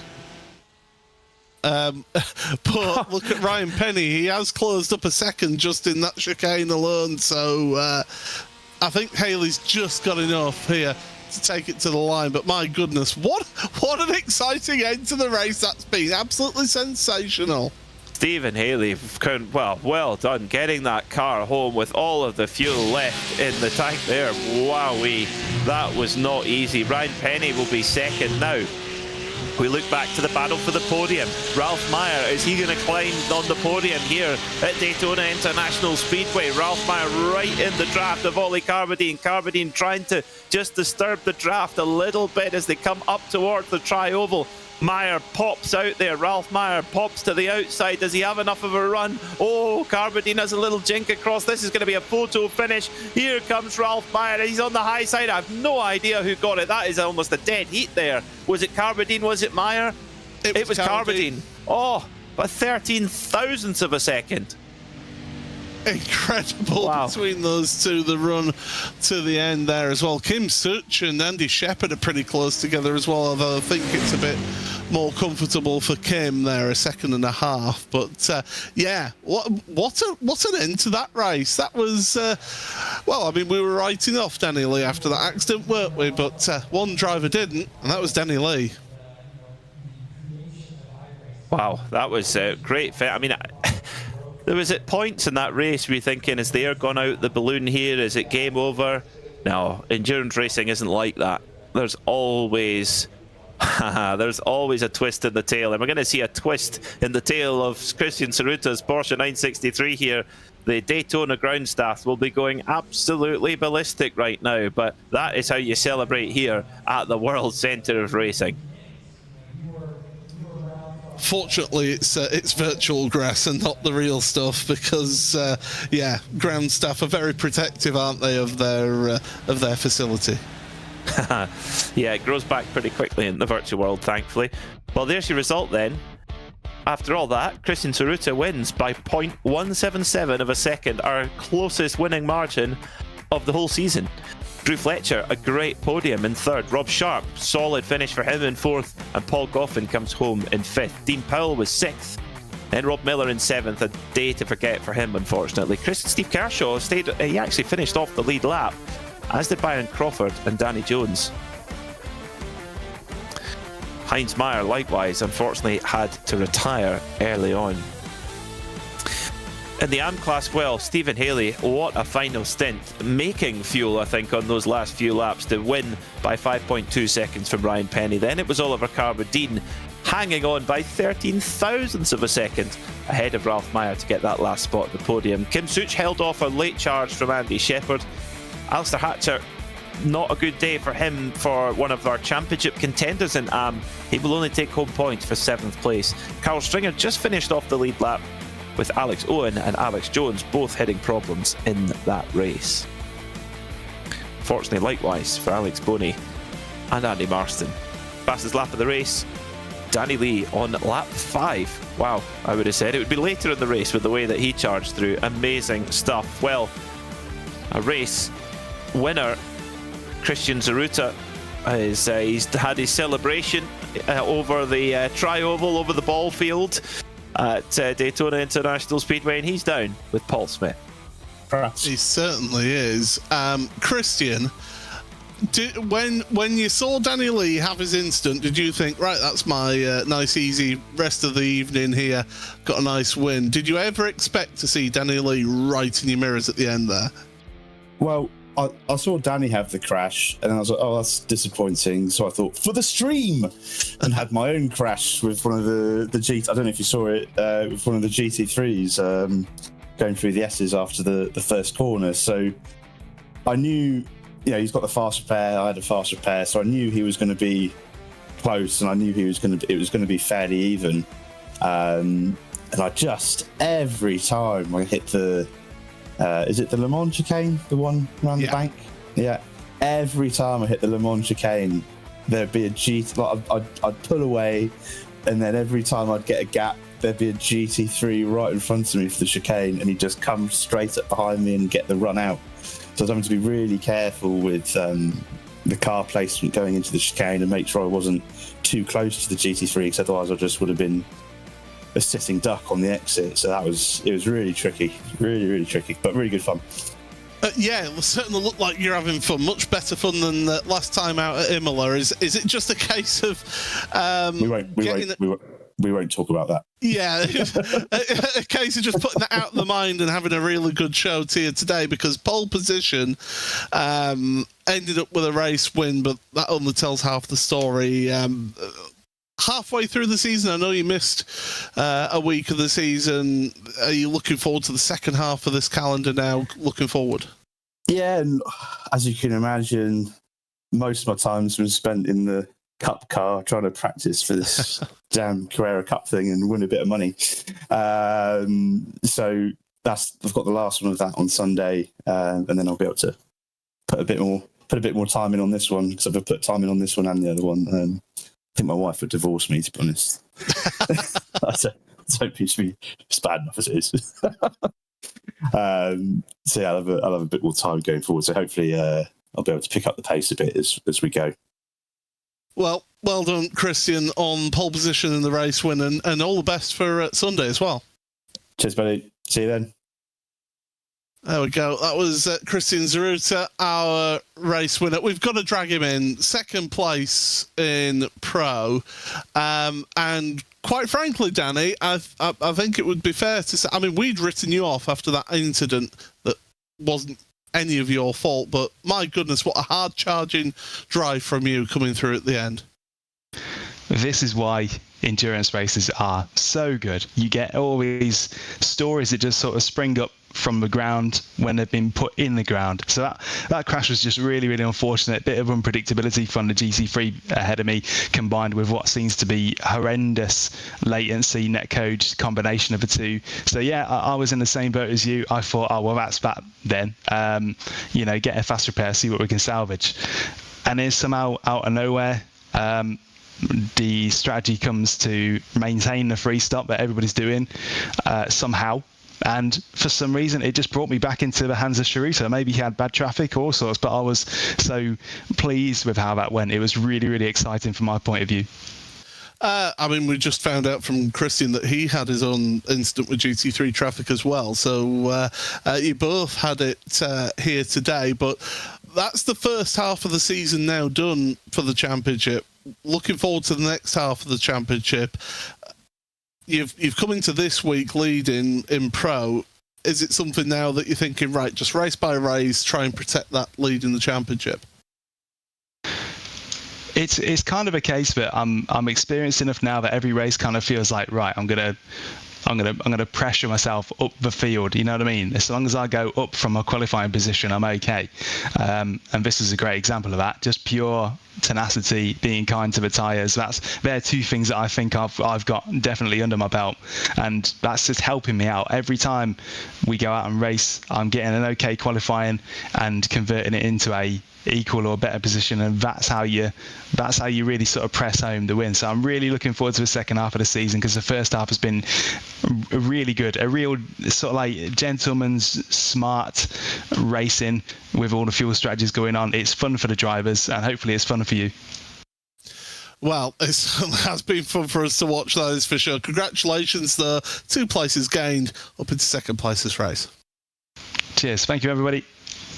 So that's Danny Lee joining us there. We're going to speak to our AM winner now, who, quite frankly, would have been the person wishing time go away and the checkered flag come soon, because, Stephen, you seem to be pushing all the way at the front from the get-go.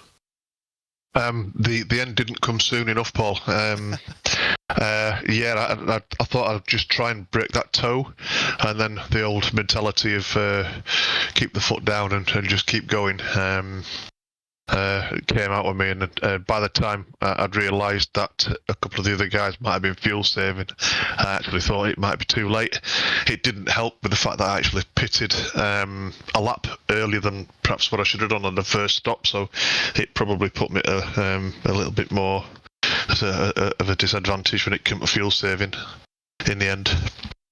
But it made it an interesting race for us, and an interesting race, I'm sure, for you, doing mental arithmetic at 150 miles an hour. It's not easy, because, you know, as our wives and ladies like to tell us, we can't do 2 things at once, like walk and chew bubble gum. So, trying to work out maths and time and fuel and litres, and all while trying to keep it on the black stuff. So it's a bit of a chore. But again, really good result for you here today. Looking forward, second half of the championship. Things are looking good so far this season. So far, I think so, yeah. But you know, I am kind of prone to making a few mistakes, which I've done previously. I think Imola, where I kind of foolishly was hitting the push to talk button instead of the pit limiter button. So I'm sure them kind of mistakes will come out for the rest of the season. We'll see. Well, congratulations on the race win there, Steve. Cheers, Paul. Thank you.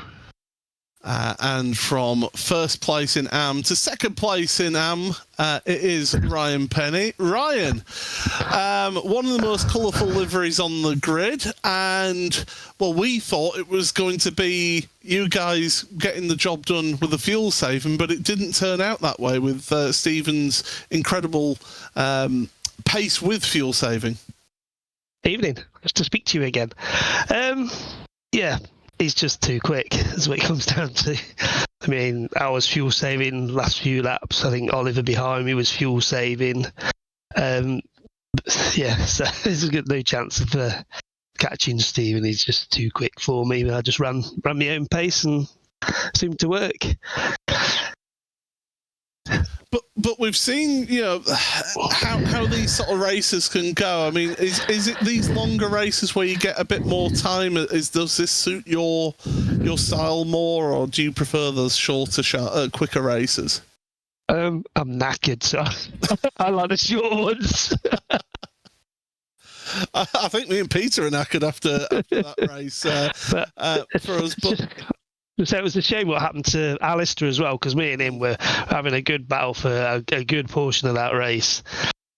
It was looking like it was going to be really good all the way to the end, but unfortunately, I think he just did spin it out, I think. Real shame.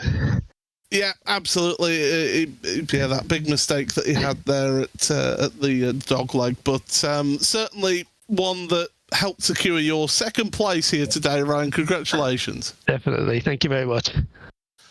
Now we've got Ryan Penny joining us, and we get to speak now to the third place in Pro. Drew Fletcher joins us now. It would be wrong to say it was a quiet race for you, because you were in that battle pack for pretty much most of the race, weren't you, outside of the top two? Yeah, it was interesting for me. Initially dropped down a bit and then had a few battles, and then made it difficult for myself at the end whilst fuel saving. Well, I mean, this is the thing, fuel seemed to be the big talking point here in this race. I mean, we've spoken to Stephen Haley about how difficult it is to do that mental arithmetic whilst you're running around Daytona, but certainly it keeps you on your toes, doesn't it? Yeah, it really does, and it's even more difficult if you've got a melon like mine. Really work that out very quickly. But looking at this first half of the season, is it a case of that's in the books now? Are you looking forward, or do you think we've had a solid start to the season? How are you seeing it so far? Pretty poor for me this start of the season. I missed the first one due to work, and then was taken out turn 2 at Suzuka. So he was trying to get back, and then I made a bit of an error after a computer reset last week, or 2 weeks ago. So kind of feel like this has been coming. So now it's time for me to kick on and try and bag as many points as I can. Try and finish respectfully. Well, you certainly did a good job of that podium finish here today. Congratulations, Drew. Thank you very much. Thanks, guys. There we go, Peter. Always good to hear from many of our podium finishers here today. Yeah, always smiles and stories to tell in the at the end of the race. Fantastic stuff.